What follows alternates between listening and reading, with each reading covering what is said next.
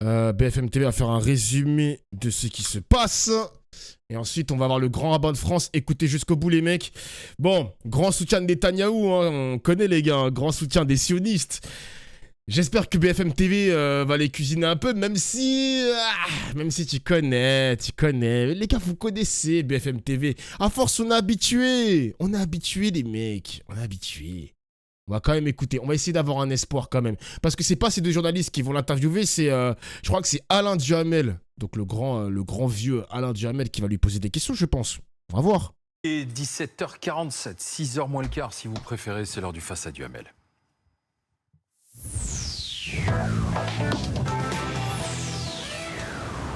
Bon. Avec ce soir le grand rabbin de France, Haïm Corsia. Bonsoir monsieur. Bonsoir.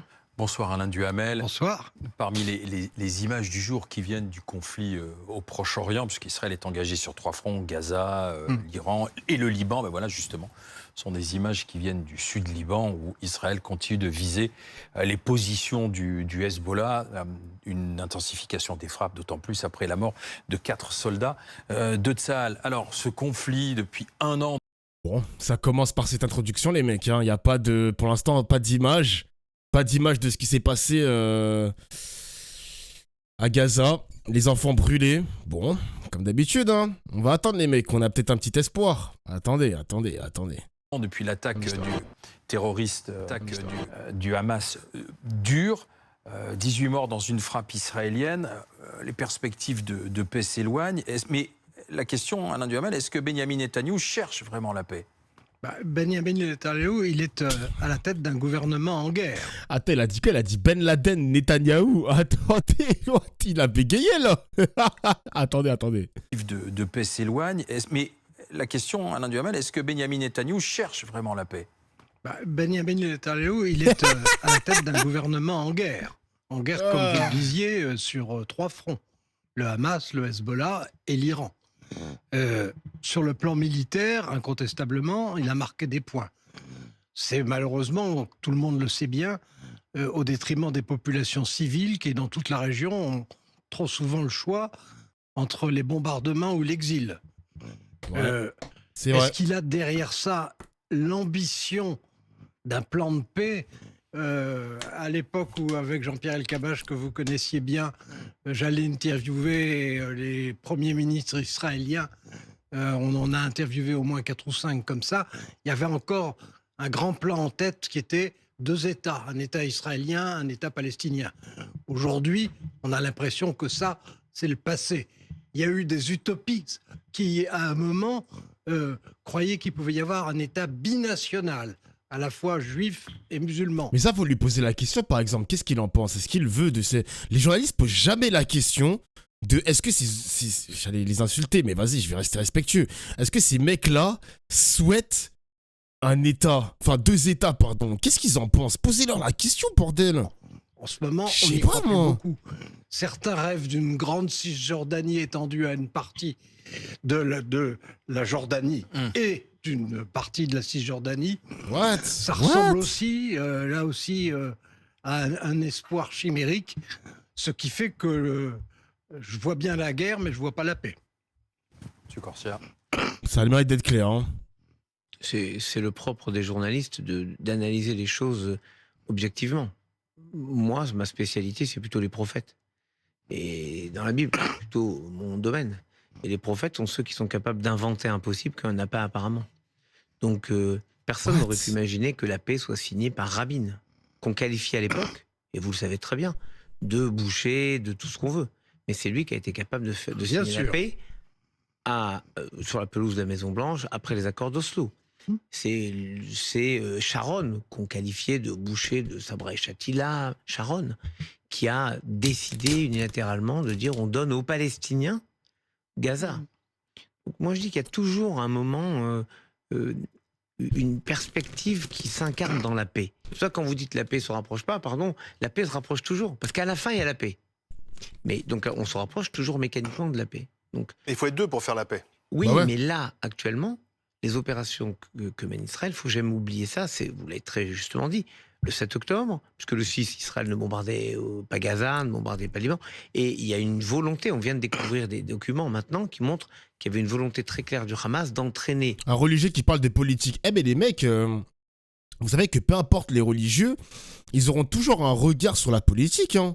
Ils auront toujours un avis, un regard. C'est comme si vous me dites que, je sais pas moi, pardon, c'est comme si vous me disiez que le random prolétaire du fin fond de l'usine de Moselle a un avis sur la politique. Bah tout le monde a un avis sur la politique. Même le pape a un avis sur la politique et même sur la géopolitique. Bon, je vais pas le sucer par contre. Les gars, je ne serai pas son avocat. Voilà, je le dis. Je ne serai pas son avocat. Mais quand je vois des messages de cons comme ça, je suis obligé d'intervenir. Voilà. Mais je ne serai pas son avocat ce soir, je vous le dis. Voilà. Et le Hezbollah Voilà. et tous les partenaires, parce que vous dites... C'est quoi ton avis sur le Hezbollah, Dofla? C'est un groupe terroriste. Hein. Moi, j'ai pas peur de le dire. J'ai pas peur de prendre des pincettes. C'est un groupe terroriste. Voilà. Qu'est-ce que tu veux que je te dise? 3 fronts. Enfin, on oublie le Yémen, Oui, on oublie l'Iran, oui. on oublie quelques-uns encore. D'ailleurs, Netanyahu lui-même parle de 6. Oui, 6 fronts. Bon, bah voilà, 6 fronts. Pourquoi pas? Mais la réalité, c'est que c'est déjà une forme d'embrasement assez général, mais qui mène à une obsession pour le gouvernement israélien. Et vous avez raison de rappeler que c'est le gouvernement israélien et pas seulement le Premier ministre.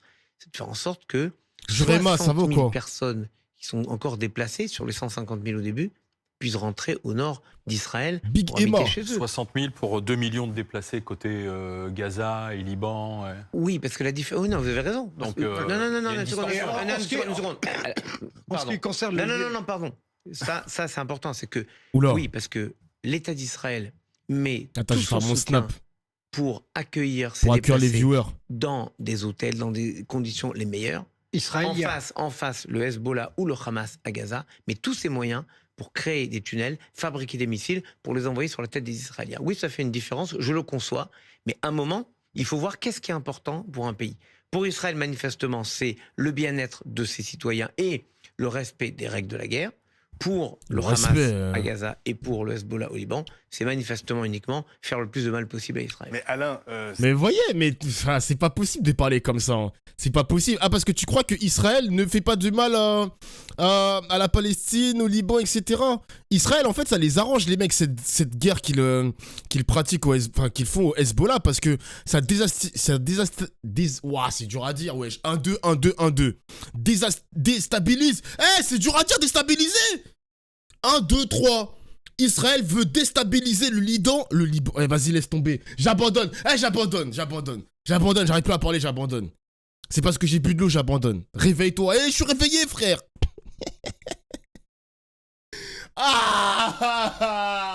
Putain. Moi, je me plais, c'est bon, je me plais. Vous voyez pourquoi je ne serai pas député, les mecs? Je ne serai pas député. Panier piano. C'est lundi, les mecs, c'est dur. Jure, Panier, un nouveau sub. Panier piano. c'est pas Netanyahu. Merci, qui a Yokenway, voulu pour la le guerre. sub. La guerre a été- Bah, bien sûr. Donc est-ce que c'est à lui de faire la paix? Est-ce que c'est pas Jure, au un nouveau Hamas de sub. rendre les Alors, otages d'abord- ni au Hezbollah de retirer ses troupes? Non, mais attendez. D'abord, qui marque des points sur le plan militaire et qui a la suprématie militaire? Bah, Israël. c'est Israël. Enfin, c'est Jure, un l'évidence. nouveau sub. Et en Même règle si au générale- Liban, c'est quand même plus compliqué qu'à Gaza. C'est- Alors, voilà. c'est épouvantablement compliqué partout. Mais ce qui est sûr aussi, c'est que quand on a affaire, par exemple, soit à des mouvements terroristes, comme le sont le Hamas et le Hezbollah, soit à un État Alain Duhamel comme contradicteur, c'est vrai que c'est bizarre. Merci Xol et Tosh pour les subs. Merci les mecs. qui est dans la réalité C'est spécial un État quand même. Hein. terroriste, Ouais. comme l'Iran, les règles habituelles, elles ont malheureusement tendance à voler complètement en éclats. Sauf que, moi je crois, mais c'est parce que j'ai eu l'immense honneur d'être aumônier des armées, Ah oui, donc ça, je auprès sais. des militaires. Moi je crois que quand vous êtes dans ce que vous appelez très justement, ce que les Américains appellent Rogue Nation, un État terroriste, ou des mouvements terroristes, c'est là que vous devez plus encore respecter le droit de la guerre et les principes. Parce que sinon, vous risquez d'être attiré par l'autre, écrasé par Non, l'autre, mais pour être dans ce qu'on appelle le syndrome de Lucifer, où vous devenez aussi diable que Jure, l'autre, et un c'est pas nouveau sub. acceptable. Alors, Et je voilà. crois qu'il serait Ouah, c'est un discours. Voilà, là, les mecs mélanger la religion à la guerre, les mots, même avec la géopolitique, je trouve ça tellement. Ça met dans une position un peu. Je sais pas, je suis pas bien. Je ressens de la gêne. Quel rapport avec Lucifer? Ouais, c'est un discours messianique, exactement. Genre, c'est quoi le rapport avec tout ça? Quel est le rapport? C'est effrayant. Non, mais tout ça est vrai. Mais quand on voit jour après jour, et surtout pour ceux qui le vivent sur place, les images de bombardements avec un nombre de morts effroyables, ou quand on voit les exils forcés de Libanais dont l'essentiel n'a qu'une idée. Il a dit que c'est insupportable. Sale merde. Comment tu peux dire ça? Comment on peut... faudrait pas que j'invite... faut que je me respecte un peu. Bon, je vais retirer l'insulte. Je vais quand même pas insulter des religieux. Sinon, je vais me prendre le karma dans la gueule. Je vais respecter. Mais quel bouffon ce type quand même. Voilà, je peux dire bouffon, non? Ça va encore. Non, ça va. L'idée, c'est de vivre pacifiquement. Évidemment. Bon, quand on voit ça, on se dit que Comment les lois parler de la comme guerre ça traditionnelle, elles sont quand même revisitées dans ces conditions-là. Et alors, je reconnais que quand on a affaire à des hydres, on coupe une tête et une autre renaît.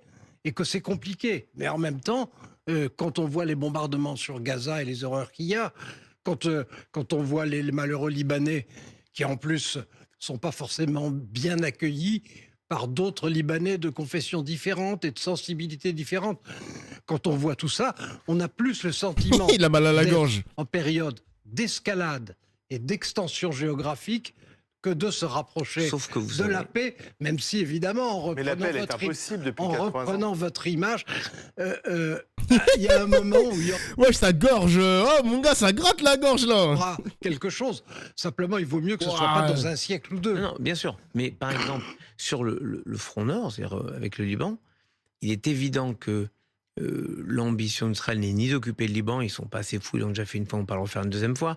Donc Ouais, c'est ils l'ont probablement fait une fois. repoussé, oui, c'est probablement, parce qu'ils estimaient que c'est la Oui, seule oui, manière. je me rappelle. Donc ils estiment maintenant qu'il faut remettre le Hezbollah à la distance prévue par les décisions de l'ONU. Donc en fait là, il y a un but de guerre. Mais en tout- Et le but de guerre Ouais. à Gaza, il est très simple, hein. C'est le retour des otages en Israël. En tout cas, on est Et loin vous de la disiez paix. très justement, si les otages reviennent à Gaza et si le Hezbollah arrête d'envoyer des objets divers et Bah multiples... là, c'est pas sur le cas parce que Israël. le Hezbollah annonce à l'instant avoir lancé une salve de roquettes Bien sûr. sur le nord d'Israël.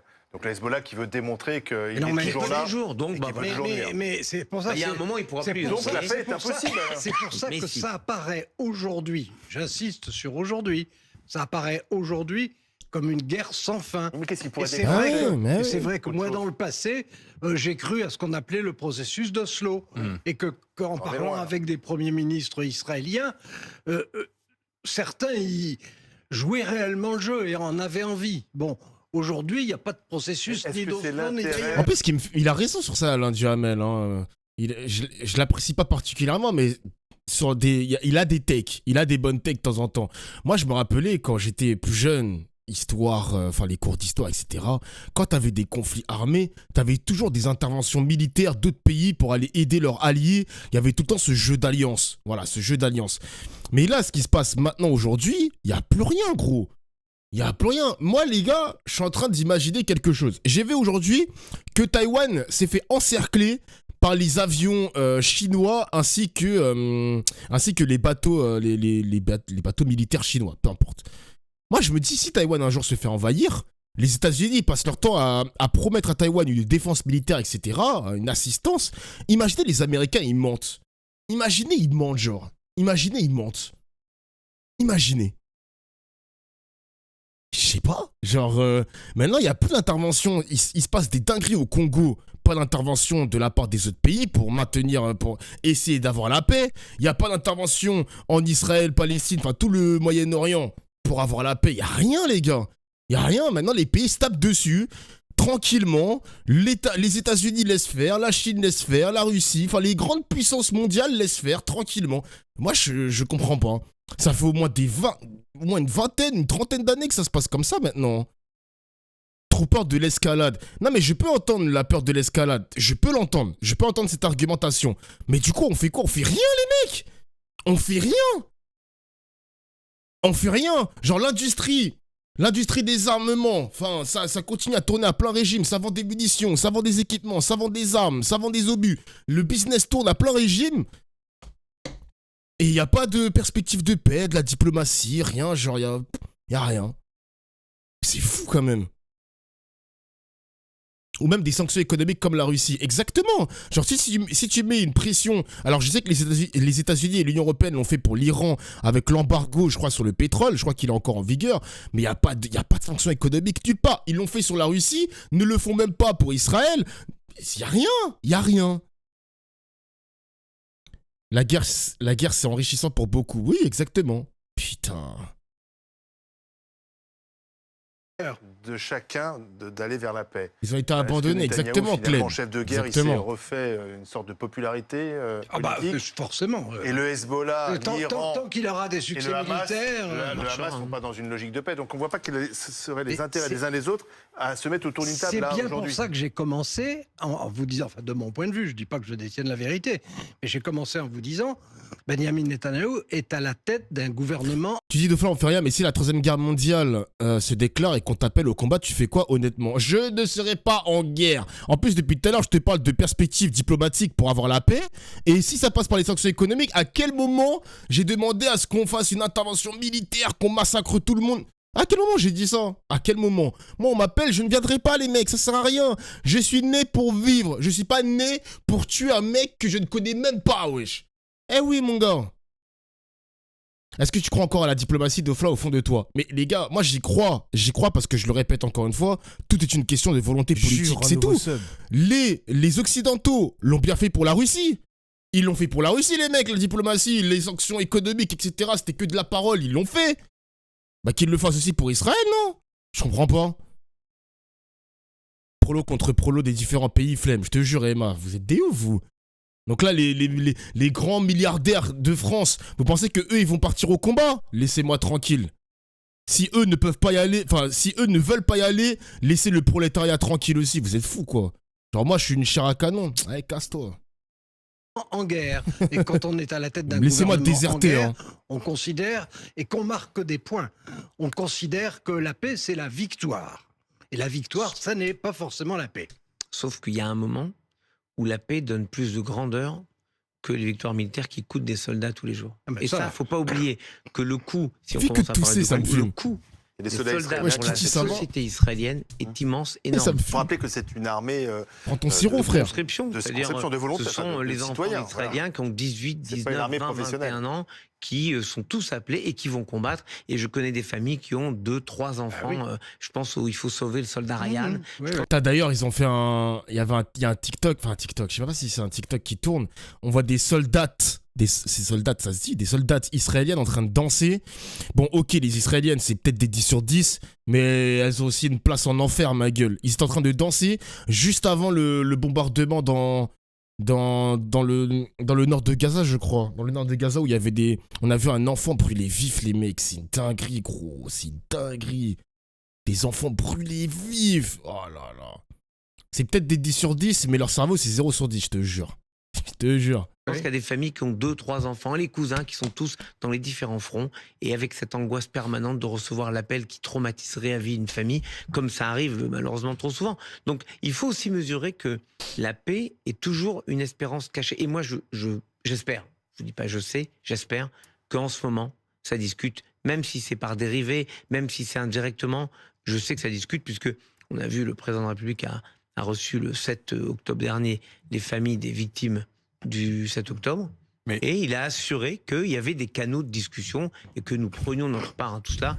Et moi, je pense qu'à un moment, la volonté de paix sera plus forte que la volonté de destruction du Hamas et du Hezbollah, qui, à un moment, ne pourront plus. Je crois qu'Israël a annoncé que l'outil militaire du Hamas est quasiment détruit. Enfin, le Hezbollah, visiblement, peut encore envoyer des roquettes. Et voilà. l'Iran Voilà. est capable de riposter aussi. Bon ben voilà, il faut voir un peu plus loin que le champ confiné des combats. Non, mais il y a toujours des négociations parallèles ou des négociations officieuses, on le sait bien, Voilà. avec certains États de la région notamment, qui sont moins tout d'une pièce que d'autres, etc.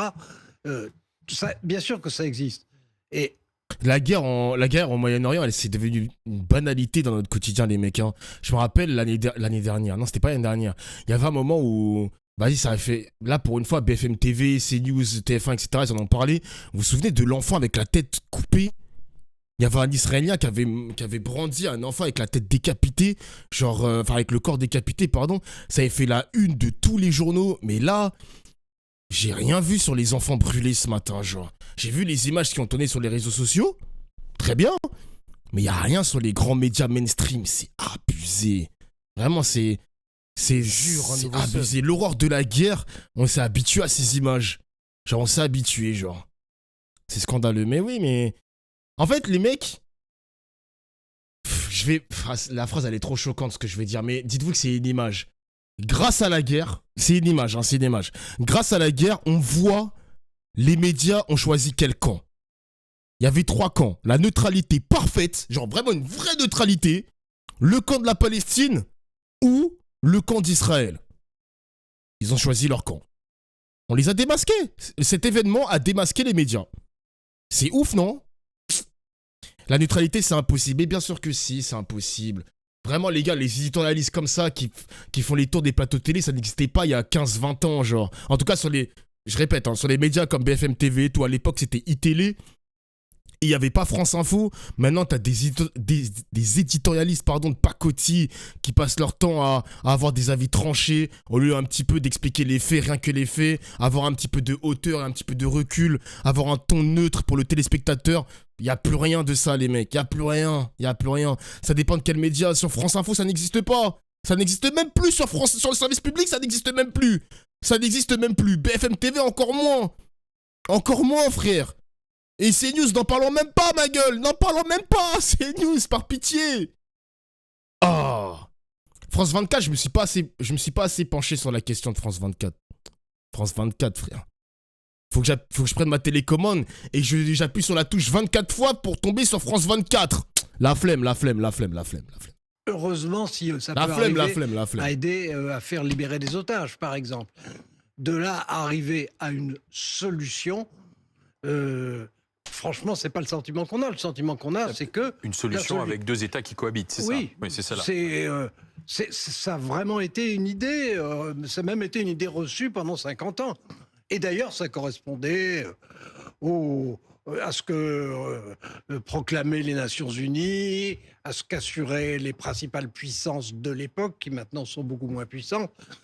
Le problème, c'est que personne n'a de prise réelle sur les antagonistes. Ah, vas-y, va te faire foutre. Ils sont tous autodéterminés. Oh, la gorge du mec. Est autodéterminé. Non, pardon, Israël est déterminé par la volonté de récupérer les otages. Non, mais... Putain, c'est ouf, hein. Le molar le supplie de sortir de sa gorge. Le molar, il a une envie, hein, c'est de sortir de sa bouche, là. Vas-y, tous ton ancien, tous ma gueule, tous tonton. Il le supplie, frère. Qui me paraît être légitime quand vous défendez vos citoyens. Je vous dis, Israël est autodéterminée. Ça veut dire n'est déterminée que par elle-même. Bah oui, je crois qu'on peut dire ça, franchement. Et le Hamas et le Hezbollah, bien malins qui arriveraient à les convaincre d'une conduite menant à la paix. Donc, je suis comme vous. Si la paix peut s'approcher, je ne demanderai que ça. Mais je suis différent de vous parce que je ne crois pas du tout qu'on soit dans un moment où on s'en rapproche, malheureusement. Il est enceinte d'un molar. Moi, je suis pas optimiste dans cette affaire. J'espère. C'est pas la même chose. Optimiste, c'est BA, j'attends. J'espère.